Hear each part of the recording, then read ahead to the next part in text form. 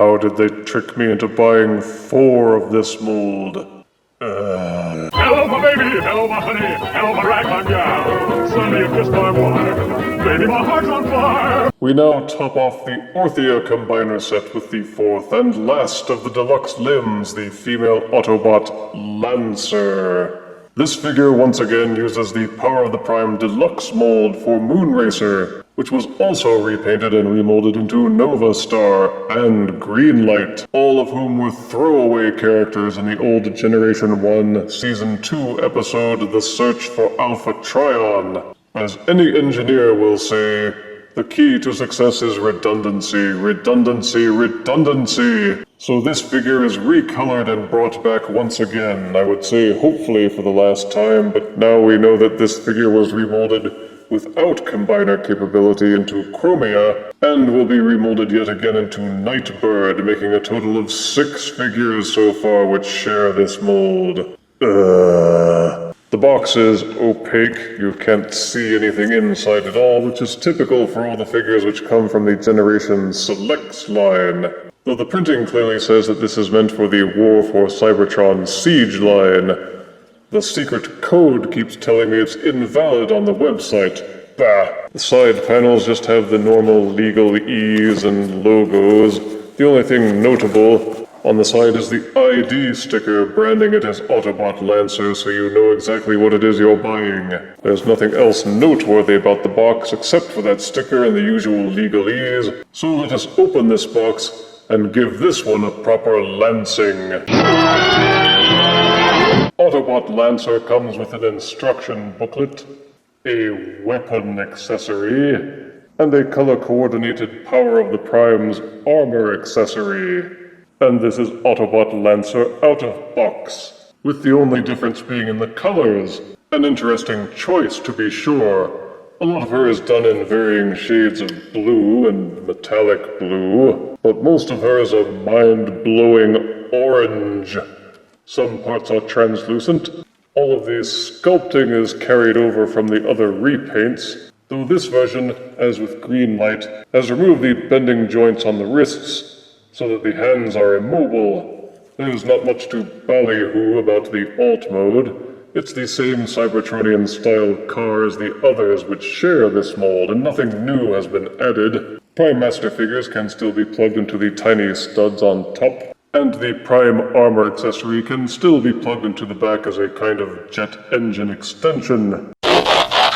The transformation is identical, of course. If you've transformed Greenlight, Novastar, or Moonracer, then the process of transforming Lancer will be very familiar to you. In robot mode, the only real differences are the colors, and some differences with the face sculpting. The color changes with the head are particularly glaring, with her blueberry face set off with pale lips that almost look like they're glowing against the surrounding plastic.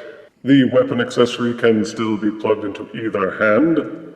The Prime armor accessory can also be plugged into either hand.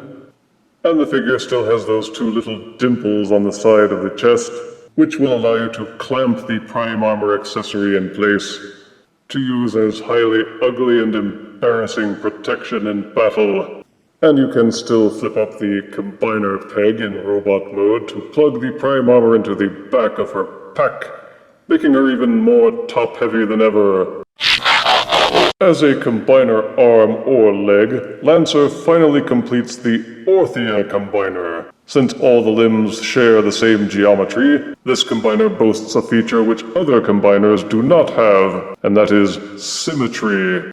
The squarish Elita 1 core gives Orthia a kind of monkeyish stature, but since all cores and limbs are interchangeable, you can swap it out with any core figure that you think has a better matching proportion. For example, in some ways, these limbs look better for Victorion than Victorion's own limbs do. The Power of the Prime's hands and feet certainly don't look all that grand, especially the feet, and while the Elita core is quite solid, the ratchets and swivel on the leg portions tend to move too easily, meaning that even though you can pose Orthia, She is liable to collapse under the weight of her own limbs, simply because the feet aren't stable enough. Try swapping out the Victorian feet, and you'll have better luck. Or better still, some foot accessories from the good folks at Perfect Combiner. For size comparison, here is War for Cybertron Deluxe Siege Autobot Lancer next to Novastar, Greenlight, and Moonracer, who are affectionately known as Alpha Trion's harem. The articulation is exactly the same for Autobot Lancer as the other figures which share her mold. Some of the molding is different on some of the figures, but most of the differences lie only in the head sculpts.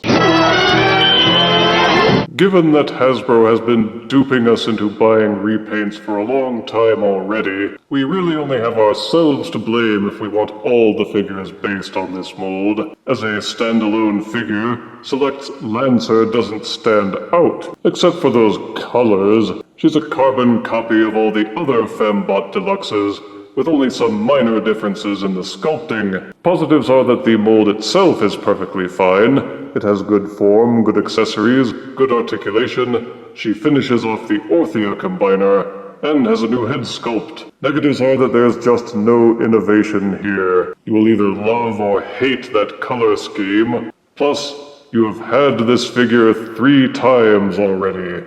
At least that's what she said.